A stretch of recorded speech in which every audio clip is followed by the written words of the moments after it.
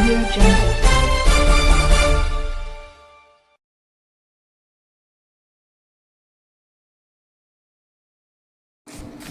संबलपुर पूर्वतन विधायिका विशिष्ट समाजसेवी तथा बुर्ला मेडिकल कॉलेज अवसरप्राप्त प्रोफेसर डॉक्टर राशेश्वर पाणिग्राही सोमवार राति 8:55 शांति भवन स्थित बासन परलोक होती।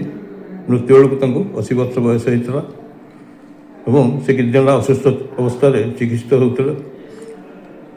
राशेश्वर देवी 2014 विधानसभा निर्वाचन में वरिष्ठ बीजेपी नेता जयनारायण मिश्र को परास्त कर राज्य विधानसभा को निर्वाचित होते।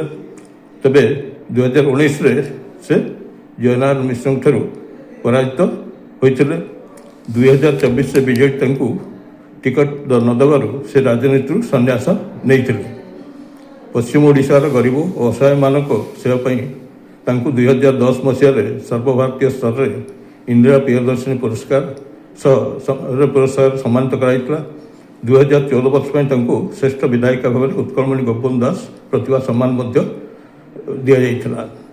राशेश्वर देवी आज आम गण में तेणु वरिष्ठ सांबादिक तथा मुक्तकलम संपादक ज्ञानरंजन दास संपर्क में किसी एठी तथ्य उपस्थापन करेंगे। मुझे अनुरोध कर मो प्रसाद राव वीडियो जर्नलिस्ट मो सहित अच्छा मुक्तकलम संपादक श्रीयुक्त ज्ञानरंजन दास, संबलपुर पूर्वतन विधायिका डॉक्टर राशेश्वरी पाणिग्राही गतकाल राति 80 वर्ष बयस परलोक होती। से जड़े चिकित्साविद नुहति, जड़े राजनीतिज्ञ एवं तांको संपर्क में ज्ञानबाबू जहाँ जानी अंतत आम दर्शक मानक किसी कहतु यह मु अनुरोध कर। ज्ञानबाबू डॉक्टर राशेश्वरी पाणिग्राही ओडिशा राजनीति जनाशुना ना। डाक्तरी जीवन राजनैतिक जीवन लंबा धाड़ी।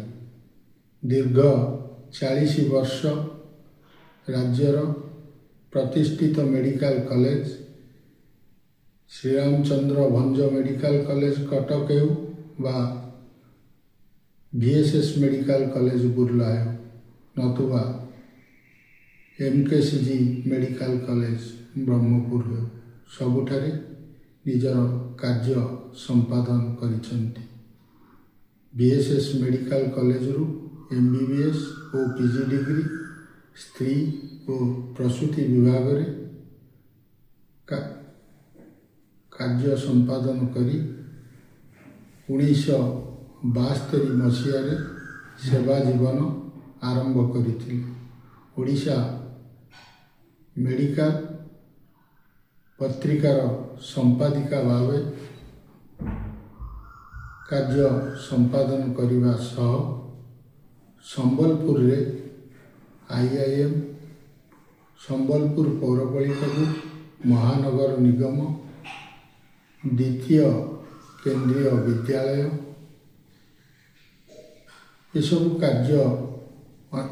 अनेक कार्य डॉक्टर राशेश्वरी पाणिग्राही समय होता। 2014 मसीह बीजेडी टिकेट रु राशेश्वरी पाणिग्राही निर्वाचित होगा पर साधारण जनता सेवा करिबारे निज समय बिताई थिले। डाक्तरी सेवा एवं राजनीतिक सेवा उभय सेवा को से साधारण जनता उत्सर्गीकृत करी निज जीवन को अतिबाहित करुथिले। यही दुखद खबर पाइबा पर मु दुखित मर्माहत महाप्रभु जगन्नाथ डॉक्टर राशेश्वरी पाणिग्राही परिवार को शक्ति और सहयोग करंतु यही कामना। धन्यवाद।